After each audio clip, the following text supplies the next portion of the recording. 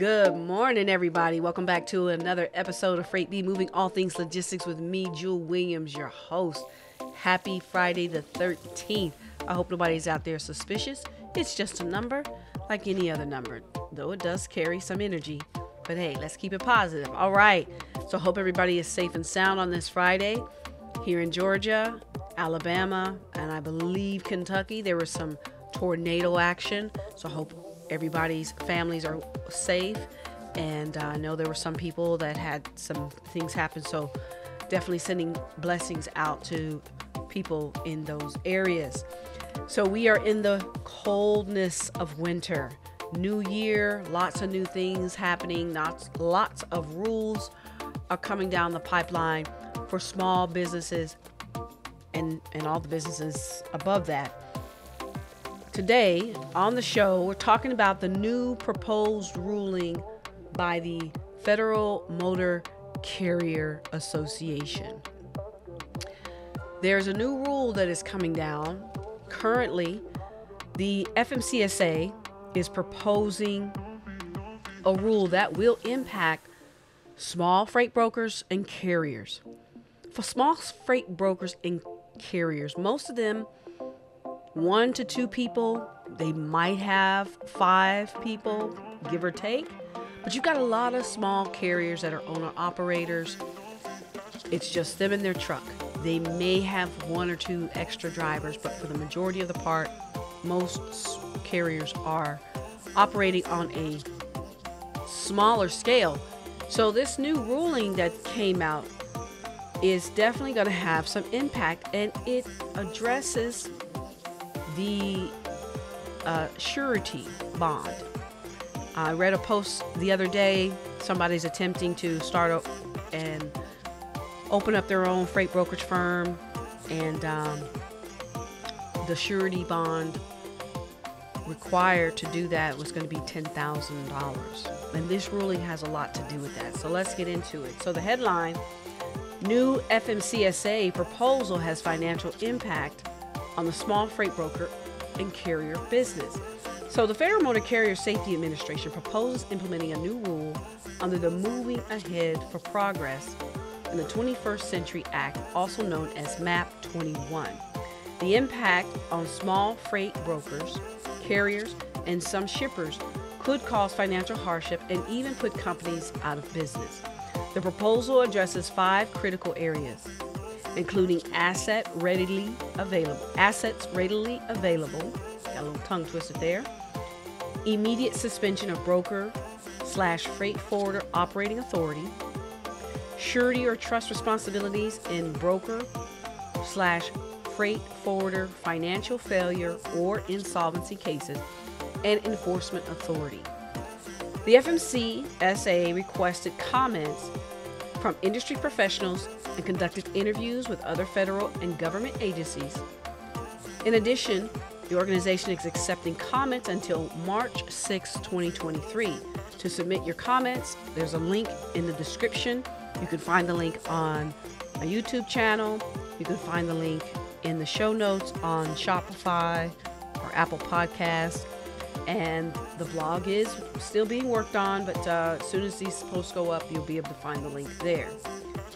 So why is the FMCSA proposing these new rules, and how will small freight brokers, carriers, and shippers be impacted? According to the Federal Motor Carrier Safety Administration, several bad actors within the freight brokerage and freight forwarding business are creating hardship for carriers due to lack of payment. The agency states, some brokers improperly choose to withhold payment to motor carriers for services rendered. When carriers do not receive payment for the loads transported, they can file a claim against the broker's $75,000 bond, thus prompting the surety agent to pay the claim. If the broker owes several carriers, the surety bond can be exhausted, resulting in a pro rata payment to multiple carriers. So on a pro rata basis, if you've got a freight forwarder and they owe, say, $75,000 per carrier and they've got 10 carriers, well, they're going to have to divide that out based on that one $75,000 bond if that freight broker is insolvent. Several commentators agree with the new proposal and want the FMCSA to take responsibility for enforcing these new rules. One surety provider commented that the surety trustee is being placed in the role of arbitrator with further restrictions. The rules in place now are not effectively protecting carriers from non-payment issues. When brokers close their business due to insolvency, this does not help the carrier get full compensation from the transportation services rendered. The desire to fix the problem may create another problem because small surety companies may not be able to cover the additional costs if cash becomes king. The proposal is looking at what is considered an asset and can be liquidated in 7 days. Most commentators agree that cash and a letter of credit from an FDIC-insured federal institution are the best options for safeguarding against non-payment or lengthy interpleader processes. Small businesses make up a majority of the transportation industry. Most trucking companies are single-owner operators with 1 or 2, maybe 3 trucks. Freight brokers are not that much larger, and most work from home. The transportation industry is a $1 trillion entity with several big corporations that can withstand the additional financial requirement. These regulations may push small business owners into corners or off a cliff. So if you're a freight broker, carrier, or shipper and want to comment on the FMCSA's proposed rule, click the link. You've got until March 6, 2023 to add your commentary. These types of notices do not come out in regular news. It's rare that you're going to see the Federal Motor Carrier information in top news agencies. So I'm here on this channel, on this podcast, to bring this information to you, boil it down, but also give you the link so that you can go over and voice your comments. If they don't hear from you as small carriers, small freight brokers, they're not listening, getting your feedback.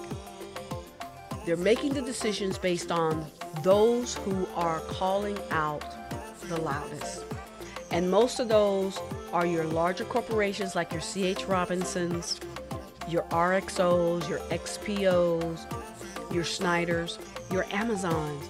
All of these individuals are freight brokers. You can look it up. They all have a freight broker element to their organization because they deal in the transportation industry and it made sense and they're big enough.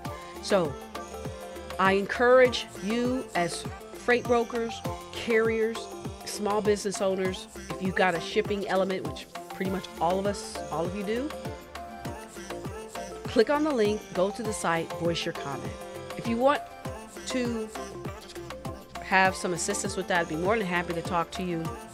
But I definitely want to encourage you to go and have that done. So I am going to end the podcast with that.